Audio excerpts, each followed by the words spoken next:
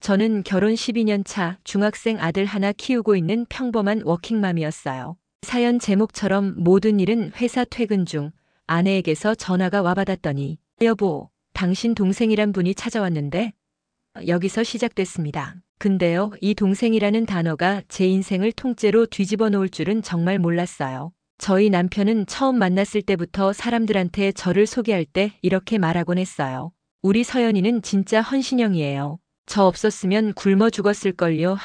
그 말을 들을 때마다 저는 그냥 나를 믿고 의지하는구나 그렇게 좋게만 생각했어요. 실제로도 제가 경제적으로 많이 책임졌거든요. 결혼 초엔 제가 직장 다니면서 적금 붓고 남편은 몇 번이나 직장을 옮겼어요. 자기야, 이번 회사는 진짜 오래 다닐 수 있을 것 같아. 여긴 분위기도 좋고 사수도 괜찮고. 그 말 제가 손에 꼽을 수 없을 만큼 들었어요. 그럼에도 불구하고 남편이 힘들다 하면 야근 탓이든 상사 탓이든 저는 밥상 차려놓고 기다렸다가 여보, 오늘도 고생 많았어. 일단 밥부터 먹어. 이렇게 맞이해줬어요. 그게 부부라고 생각했으니까요. 문제의 동생은 남편 입에서 처음 나온 게 2년 전쯤이었어요. 우리 회사에 신입 하나 들어왔는데 진짜 순하고 일도 열심히 해. 나이도 어린데 홀어머니 모신다더라. 보면 괜히 챙겨주고 싶어. 내 동생 같다니까. 처음엔 그냥 그러려니 했어요. 회사에 그런 후배 한 명쯤은 있을 수 있다고 생각했고요. 어느 날부터 남편이 휴대폰을 밥 먹을 때도 절대 테이블 위에 안 두더라고요. 원래는 거실에 펑펑 던져놓고 게임만 하던 사람이었는데 화장실 갈 때도 꼭 들고 들어가요. 한 번은 제가 장난식으로 물어봤죠. 요즘은 화장실에도 같이 들어가주는 폰이 더 사랑받네, 남편보다. 그랬더니 남편이 웃으면서 뭐야 질투해. 그냥 회사 단톡방 알림이 너무 많이 와서 그래. 시끄러워서. 대답은 이렇게 했지만 웃음이 되게 어색했어요. 그때부터였던 것 같아요. 제 마음 한구석에 이상한 가시 하나가 박힌 게. 그러다 어느 날 진짜 우연처럼 남편이 샤워하러 들어가면서 휴대폰을 거실에 두고 갔어요. 진동음이 부르르 울리는데 화면에 카톡 대화창이 떠 있더라고요. 프로필 이름은 김동생. 그 순간 저 안에서 목까지 뭐가 치밀어 오르는데 제 손이 먼저 움직였습니다. 서연아, 보지 마. 이거 보면 못 본 척 절대 못한다. 한쪽에선 이렇게 속삭이는데 또 한쪽에선 지금 안 보면 평생 바보로 살겠지. 이러고 있었어요. 결국 저는 그걸 열어봤어요. 가장 위에 떠 있는 메시지는 이거였어요. 오빠 지금 퇴근해요? 오늘도 데려다 줄 거죠? 그 아래로 스크롤을 내리는 내내 동생이라는 단어가 얼마나 더럽게 느껴졌는지 몰라요.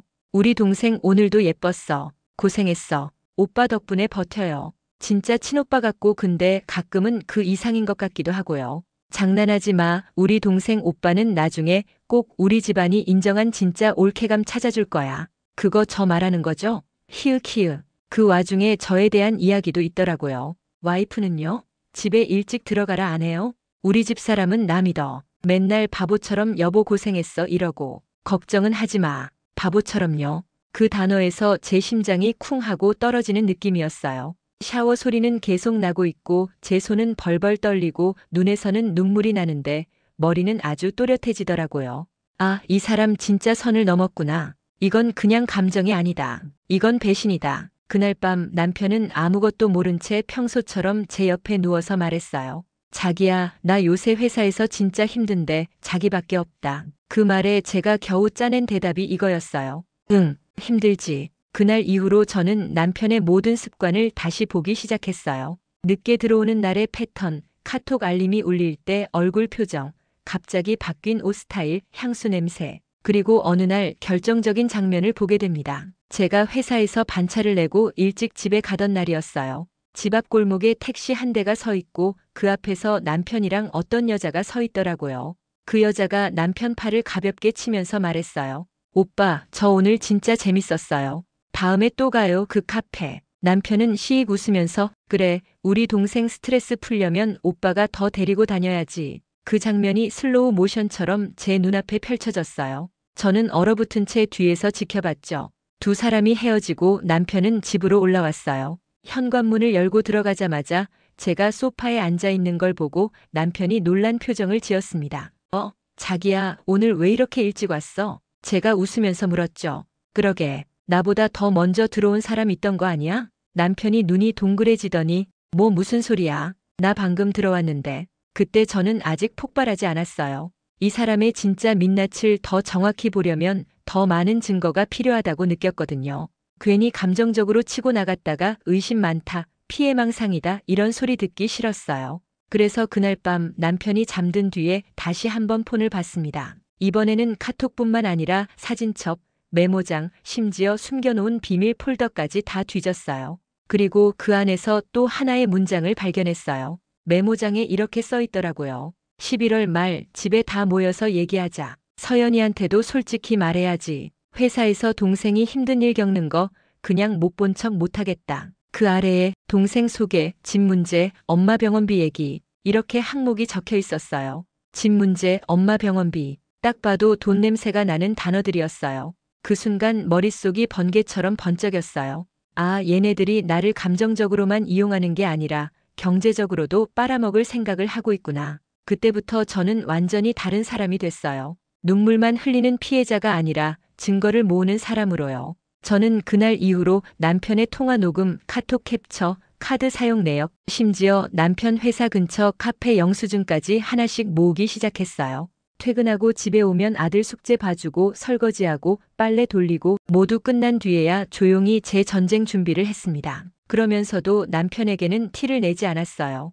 오히려 더 친절하게 대해줬어요. 여보, 요즘 진짜 힘들지? 내가 간식이라도 챙겨줄까? 남편은 그럴 때마다 미안한 표정을 살짝 지으면서도 역시 우리 서연이밖에 없다. 이러더라고요. 진짜 기가 막힌 건 뭔지 아세요? 어느 날 새벽에 남편 카톡을 보는데 그 동생이라는 여자가 이렇게 보내놨더라고요.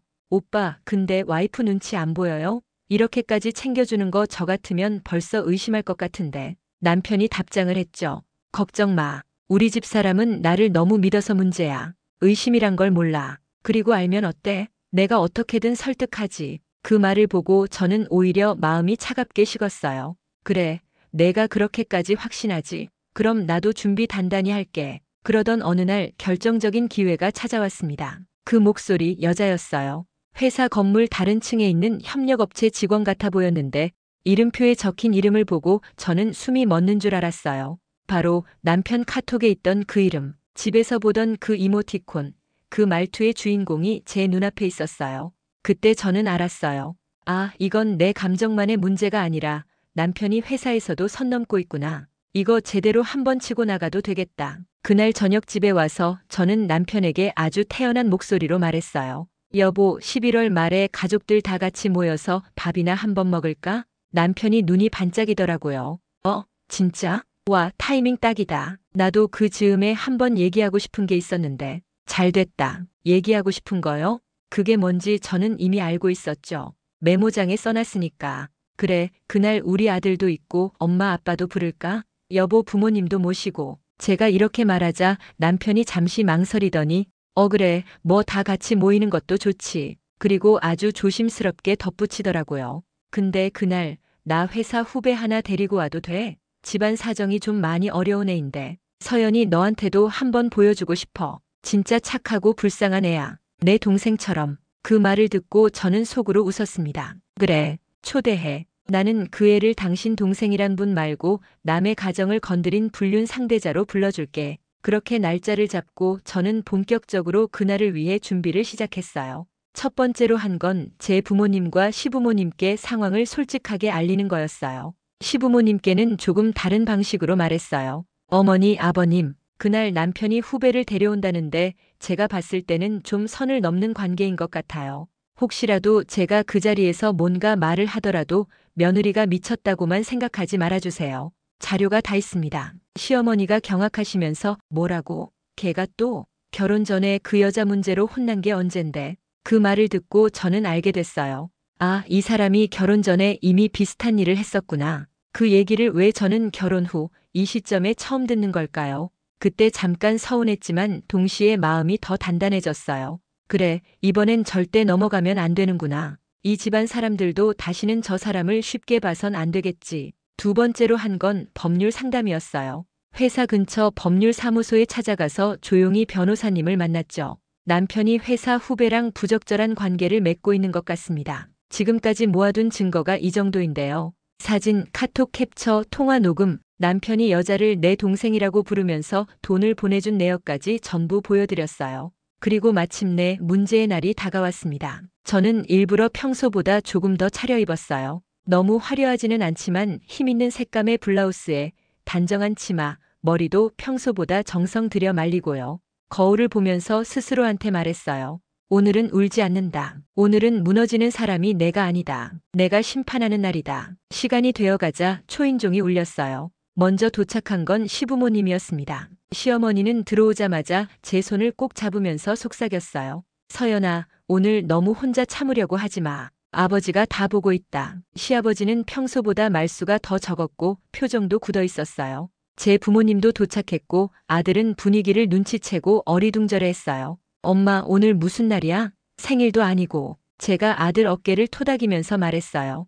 응, 엄마가 오늘 중요한 얘기를 좀 해야 하는 날이야. 너도 알아야 할 것 같아서 같이 있는 거야. 아들은 진지한 표정으로 고개를 끄덕였어요. 그리고 마지막으로 초인종이 또 울렸어요. 남편과 그 동생이라는 여자가 함께 서 있었어요. 여자는 생각보다 어린 얼굴이었어요. 머리를 단정히 묶고 소박한 원피스를 입고 있었는데 자기 나름대로는 최대한 예의 바른 후배 느낌을 내려고 한 것 같았어요. 제 눈에는 그냥 내 가정을 건드린 사람으로만 보였고요. 남편이 밝게 웃으면서 말했어요. 자기야, 인사해. 내가 맨날 말하던 그 후배야. 집에 초대해줘서 고마워, 서연아. 여자가 깊게 인사하면서 말했어요. 안녕하세요, 과장님. 아니, 형수님. 김지수라고 합니다. 과장님이 진짜 많이 챙겨주셔서 늘 감사드리고 있어요.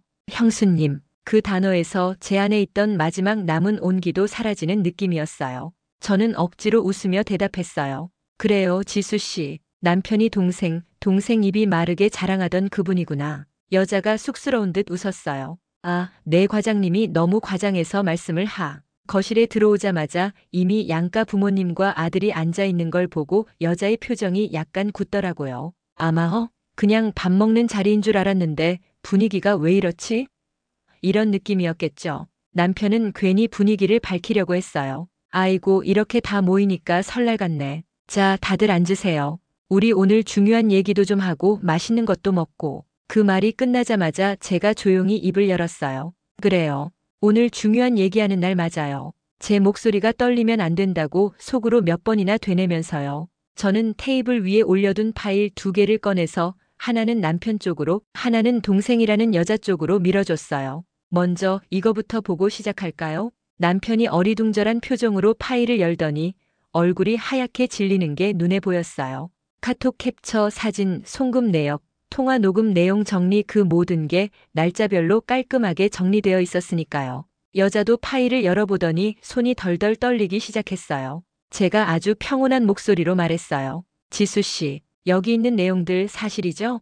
여자의 입술이 파르르 떨리더니 그게 형수님, 이건 좀 오해가. 말을 얼버무리려는데 시아버지가 강하게 말을 끊으셨어요. 오해? 사진이랑 문자, 돈 보낸 내역까지 있는데 이게 어떻게 오해야? 남편이 급히 끼어들었어요. 아버지, 이게 다 지수가 집안 사정이 어려워서 제가 그냥 도와주다가. 제가 그 말을 딱 잘랐어요. 그래, 도와주다가 모텔 간 것도 도와준 거야? 여길 봐. 7월 15일, 8월 2일, 9월 10일. 전부 집 근처 모텔 결제 내역이야. 그날 지수 씨랑 주고받은 메시지까지 다 있고. 제가 읽어내려갔어요. 오빠, 오늘도 너무 고마워요. 오빠가 있어서 제가 버텨요. 우리 동생 없으면 오빠도 못 버텨. 우리 둘만의 비밀이야. 이게 경제적 지원만 한 관계야? 거실이 조용해졌어요. 정말 숨소리조차 들리지 않을 정도로요. 그때 시어머니가 떨리는 목소리로 남편에게 물었어요. 너 또야? 결혼 전에 그 여자 문제로 너 붙잡고 혼낸 게 언젠데 또야? 남편은 그제야 저를 보면서 두 손을 내밀었어요. 서연아, 나 진짜 이럴 생각은 아니었어. 그냥 처음엔 힘든 후배 도와주다가. 제가 냉정하게 웃었어요. 그래, 알지. 처음엔 다 그럴 생각 없었다고 하지. 근데 여긴 나도 형수님보다 오빠랑 있는 시간이 더 좋은 것 같아요. 이런 말까지 다 적혀 있는데 제가 아들을 향해 말했어요. 준아, 미안해. 근데 내가 이걸 보는 게 언젠가 왜 아무 말 안 했어 라고 엄마를 원망하는 것보다 낫다고 생각했어. 오늘 일은 우리가 다 같이 기억해야 할 일이야. 그 다음으로 저는 동생이라는 여자를 바라봤어요. 지수 씨, 제가 남편이랑 살면서 이 집 대출 다 갚고 아이 키우고 시부모님 병원 모시면서 살아왔어요. 그런데 지수 씨는 제 남편한테 형수님보다 오빠가 더 좋다고 했고 남편은 저를 바보 같은 집 사람이라고 불렀어요. 맞죠? 여자가 울먹이면서 말했어요. 저도 나쁜 거 아는데요. 정말 힘들었어요. 엄마 병원비도 그렇고 월세도 밀리고 과장님이 먼저 도와주신다고 해서 그러다 보니까 마음이 복잡해지고 그러자 제 아버지가 조용히 입을 열었어요. 아가씨 힘든 건 이해해. 근데 힘들다고 해서 남의 남편 손잡고 모텔을 가는 건 그건 선택이야. 상황이 만든 게 아니고 둘 다 선택한 거야. 둘 다 선택한 거야. 그 말이 이 상황의 본질이었어요. 저는 준비해온 마지막 카드를 꺼냈어요. 휴대폰을 테이블 위에 올려두고 녹음 버튼을 눌렀습니다. 자, 지금부터 하는 말은 다 녹음할게요. 나중에 누가 뭐라고 했는지 기억이 잘 안 난다고 하면 이 파일로 다시 들려드릴 거예요. 남편이 다급히 말했어요. 서연아, 녹음까지는 좀. 왜? 떳떳하면 상관없잖아. 제가 남편과 여자를 번갈아 보면서 물었어요. 자, 지금 두 분 입으로 직접 말해주세요. 두 분은 부적절한 관계였습니까? 남편인 김 씨 그리고 김지수 씨. 서로에게 연애 감정을 가지고 배우자인 저에게 알리지 않은 채 모텔 출입과 경제적 지원, 잦은 사적 만남을 했습니까? 남편이 한참 머뭇거리다가 결국 고개를 숙였어요. 그래, 잘못했어. 그렇게 했어. 지수라는 여자도 울면서 말했어요. 네, 죄송해요. 저도 감정이 생겨서 잘못했어요. 그 순간 저는 마음속으로 이렇게 중얼거렸어요. 좋아, 인정했어. 이제부터는 내 차례야. 저는 녹음이 계속 돌아가는 걸 확인하고 미리 준비해둔 서류 봉투를 꺼냈어요. 여기 이혼 서류예요. 아직 제출은 안 했어요. 오늘 이 자리에서 남편이 어떤 태도를 보이는지 보고 결정하려고요. 그 말에 방 안 공기가 또 한 번 얼어붙었어요. 시어머니가 다급하게 말했어요.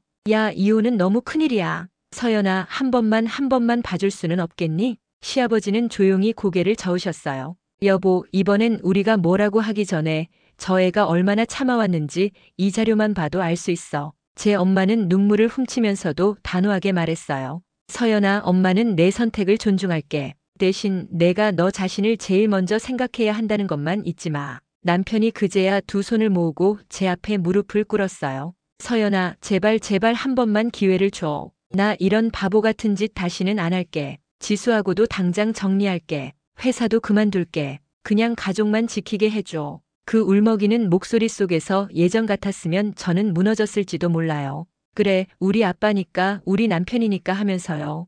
근데 그동안 제가 모아온 밤, 제가 홀로 울면서도 정리한 자료들, 그리고 남편이 저를 가리켜 바보 같은 집사람이라고 했던 그 메시지가 제 머릿속에 스쳐 지나갔어요. 그래서 저는 아주 차분하게 말했어요. 그래, 기회를 줄게. 남편 눈이 반짝였어요. 정말? 서연아, 고마워. 나 진짜. 제가 말을 이었습니다. 근데 그 기회는 좋은 남편으로 다시 살아볼 기회가 아니라 책임을 온전히 지고 사는 기회야. 나는 오늘부로 당신한테서 아내 자리 내려놓을 거야. 남편 얼굴이 굳었어요. 뭐라고? 이혼은 할 거야. 대신 아빠로서 책임은 끝까지 져. 양육비, 위자료, 재산 분할 다 법대로 할 거야. 그리고 지수 씨에게도 불법 행위에 대한 손해배상 청구할 거고. 제가 지수라는 여자를 향해 말했어요. 지수 씨, 이게 단순히 감정이 어려웠다로 끝나는 일이 아니에요. 남의 가정에 개입하는 건 법적으로도 책임을 져야 하는 일이에요. 저도 사람이라 감정적으로 욕하고 싶지만 그 욕 대신에 저는 법원에 서류를 낼 거예요. 여자는 울먹이며 말했어요. 형수님, 진짜 죄송해요. 제발 소송만은. 그때 제 아버지가 단호하게 딱 잘랐어요. 미안하다고 해서 없어지는 일이 아니야. 내가 선택한 만큼 책임도 져야지. 그게 어른이야. 그날 그렇게 거실 한가운데서 남편과 여자는 각자 무너졌어요. 남편은 울면서 나 정말 바보였다. 내가 뭘 잃는지도 모르고 중얼거렸고 지수라는 여자는 엄마한테 뭐라고 말하지 하면서 고개를 들지 못했어요. 그리고 저는 그 모든 장면을 눈물 한 방울 흘리지 않고 지켜봤어요. 왜냐면 제가 여기서 울면 이 사람들이 내가 더 불쌍하다는 표정을 지을 것 같았거든요. 오늘만큼은 제가 동정받는 자리가 아니라 사실을 선언하는 자리가 되어야 했어요. 그 자리에서 저는 마지막으로 딱 두 가지만 요구했습니다. 첫 번째, 오늘 있었던 대화 내용은 전부 사실로 인정하고 나중에라도 억울하다, 오해다라는 말 절대 하지 마. 두 번째, 우리 아들 앞에서는 엄마가 예민했다는 식으로 말하지 마. 오늘 이 상황은 전부 당신들 선택의 결과야. 알겠지? 남편은 고개를 끄덕였고 여자는 울면서 내라고 답했어요. 그렇게 그날의 가족 회의는 끝났습니다. 사실 그날이 우리 가족이라는 이름의 장례식 같기도 했어요.